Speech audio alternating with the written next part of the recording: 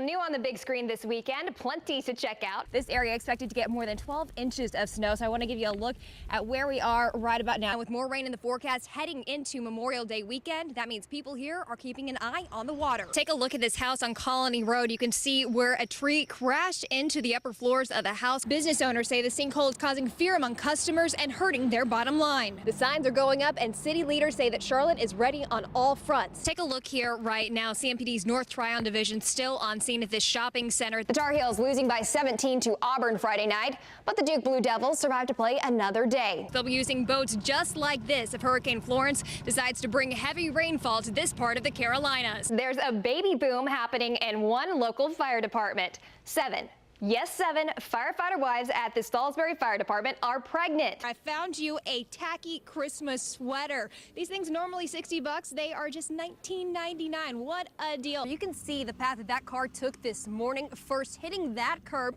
then coming up this hill. The shooting appears to have happened after a bizarre string of reportedly unprovoked violence. Take a look at this flight status board here. Several canceled flights, one here to Wilmington, two over here to Myrtle Beach. Police say when you do go to the gym, take the bare minimum with you. Your keys, cell phone, little cash, credit cards, and driver's license, and don't leave any valuables in your car. Chris, I'm just gonna let you take it away and have your moment here because you have a great forecast today.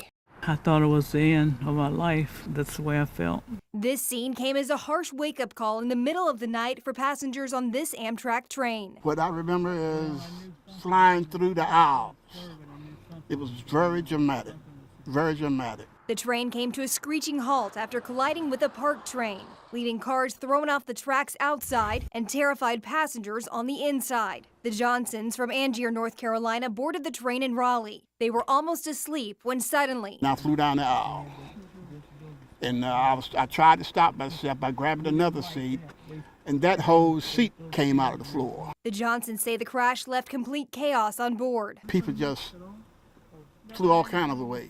People got hurt, people got cut, blood flowing everywhere. They didn't know what happened for several hours, only seeing the damage that surrounded them. Some people laying around on the ground bleeding, people couldn't walk, people holding babies. The crash killed two Amtrak employees, 54-year-old Michael Kemp and 36-year-old Michael Sella. Should have had a lot more casualties. The Johnsons are left with only minor injuries, now considering themselves lucky. I hope I can forget it. After seeing the terrifying scene they lived through. You know, your life flashes in front of you.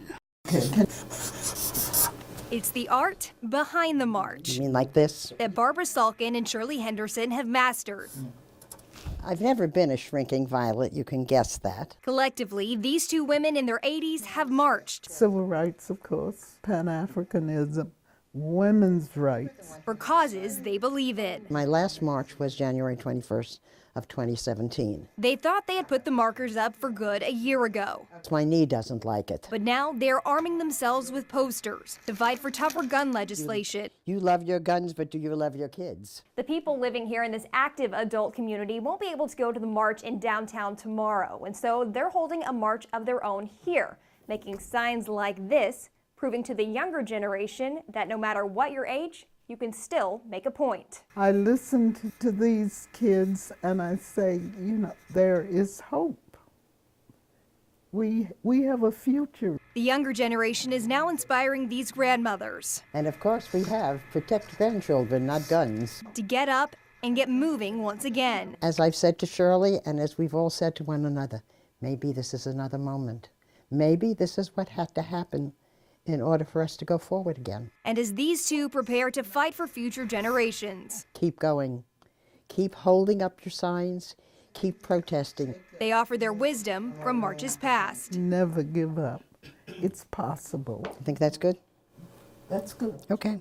High up in the Smoky Mountains, It must be pink. the fall colors above Ober-Gatlinburg are a sight to see. A couple weeks ago, we started to see the leaves start to turn in the top of Mount LeConte, and that orange and red color starts moving down the mountain and into the valleys here around Gatlinburg. Patty Jo McKee came from Nashville after hearing about the turning of the leaves. Everyone would say, you're going to love it, and I do love it. But instead of seeing the mix of yellow, orange, and red, But I see red and black and white. I see those colors. McKee has been colorblind for most of her life. My clothes are usually mismatched. But now, I feel like I'm in heaven.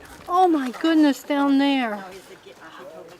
It must be heaven. She's getting the chance to see life through a new lens. It's not what heaven's going to be like color, because a rainbow, I don't see the beauty of a rainbow, but I see what it must look like. Millions of people like McKee now have the chance to see the fall colors. I guess it's orange. I don't know what you all call orange. Tennessee Tourism is installing color blindless viewfinders like this at scenic overlooks in the state. Anyone with a basically red-green color deficiency can see color for the first time. So anyone that comes up would be able to see the fall leaf colors for the first time in their life. It's giving McKee a new view of the world I saw God today. as she sees what others take for granted with fresh eyes. Unbelievable. In Gatlinburg, Makes you want to cry. Kendall Morris, WBIR 10 News.